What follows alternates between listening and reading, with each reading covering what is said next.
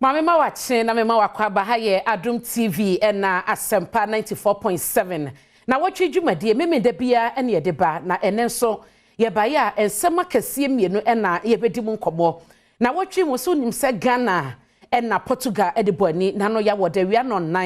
na ekwawi eche no wa wonim die siye na Ghana adi entwo agro de emrantie no edi bi pa nyabo adwo dan so no Ghana na South Korea na de boni na yebisa se edien na ye nyina betumi aye ama the Ghana Black Stars no ebesi enkunimdie ekwanim ede ama oman no yebedi mu nkomode ama wo eno atin so no fotosanfo Ken Oforiata ekopie mu wo emrase badwafie wodi sempi no na todwa na VAT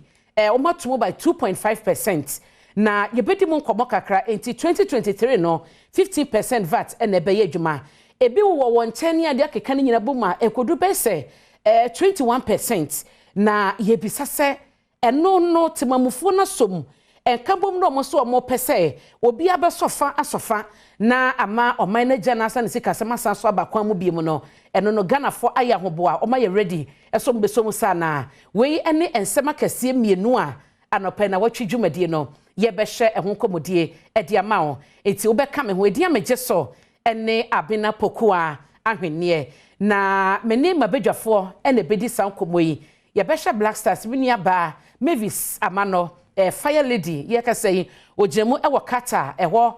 na ye beko George Adu Junior enso ejemu ewo kata manimu ye beko mo nchen na ye di nkobo ne ahwe ye chances nyame yadoma Monday ye ne Korea match no sei na ebeko ede amayen eti mabedwafo diodi kan eye yewura Adu Sakode ono eye economist ba ne sikasem ene emu entoto ya ne ti abobi wo mu yie pa ye ne no ebedi enkomo eno achi nso no ye ne eye Nanapoku oye General Secretary Edema Traders ye association no omo na ye behye omo enkitawudie ne nyina no eye nsema betodwa ye